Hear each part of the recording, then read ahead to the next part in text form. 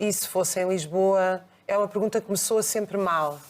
Porque, por um lado, ela remete para algo importante, que é como é que nós nos precavemos e como é que nós pensamos a nossa situação. Por outro, remete para outra situação, que é nós acharmos que esta situação não é nossa. E eu, cada vez mais, realmente acho que pertenço ao género humano. E a brutalidade de ver 20 mil pessoas sob escombros de cimento armado, e que eu acho que a natureza tem as costas largas. Porque nós vemos o Japão com prédios muito mais altos e uma construção antissísmica que abana e não cai.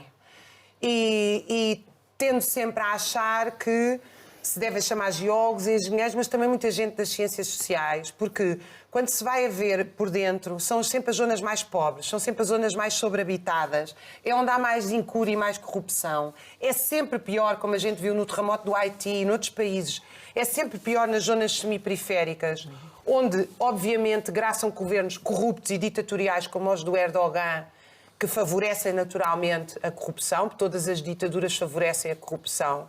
Ao contrário do que o Chega anda para aí a pensar, que isto com a mão forte é que se acaba com a corrupção. A mão forte é para proteger os corruptos ainda mais.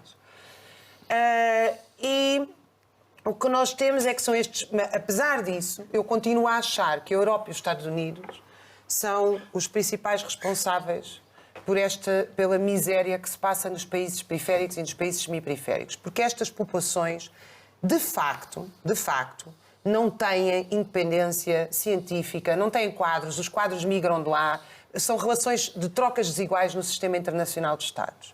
Portanto, eu acho que isso era uma primeira reflexão importante. A segunda é que me sinto manipulada a ver notícias sobre este terremoto, porque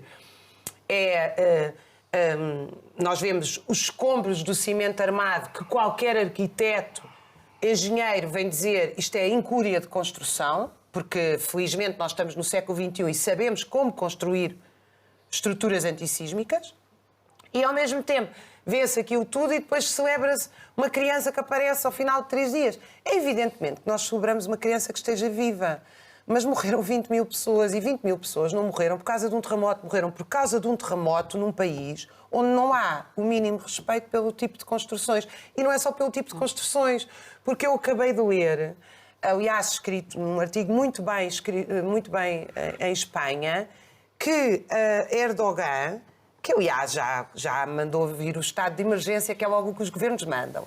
E eu não gosto de estados de emergência, porque eu acho que para ajudar os outros não é preciso proibir direitos. Se calhar o estado de emergência é para proibir a contestação que está a haver dentro da Turquia à falta de apoio que as pessoas tiveram. Porque aquilo parece que afetou um universo de 40 milhões, eu nem sabia que o número era tão grande, mas pronto, diretamente 10 milhões. E Erdogan mandou 11 mil pessoas para resgatar. 11 mil, quer dizer, é uma completa gota d'água no oceano. E, evidentemente, eu também fiz a mesma pergunta do Rodrigo e admito que aquilo que a Inês disse tem razão. Eu não percebo nada, nem de terremotos, nem de ajuda, não vou comentar sobre esse assunto. Percebo das questões, alguma coisa das questões sociais, mas eu também me parece que mandar uma equipa de resgate ao final de 3 dias e se mandam para render, tudo bem, faz lógica, não façam gala disso. Sim. Parece-me aquelas pessoas que vão à igreja dão 1 euro, que isto é 1 cêntimo. E anunciam. E anunciam, quer Nós não dizer... pagamos, é que nós nem Ficamos queremos mal. É uma coisa... Fica mal numa situação destas, uma coisa toda pomposa. E o que é que os senhores sentem? Nós sentimos-nos finalmente numa missão. Fica mal, caramba. Isto é uma situação completamente trágica, em que o melhor é o silêncio, é ir para lá, é ajudar e ficar calado. Penso eu.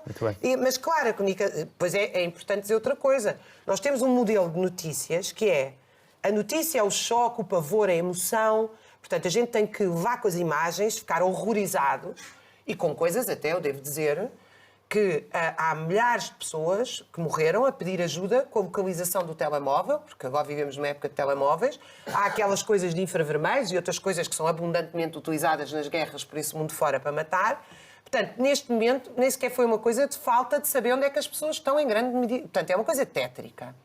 Portanto, a notícia é isso, como se o jornalista fosse uma espécie de contador de emoções. E a seguir, sim, e aqui fizeram-se abundantemente isso, e ainda bem, que foi entrevistar pessoas que realmente percebem do assunto.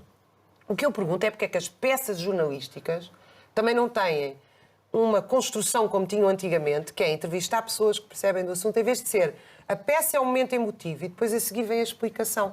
Eu acho que isto devia ser mais equilibrado. Acho que os jornalistas não são os nossos entertainers de emoções, são construtores de informação crítica.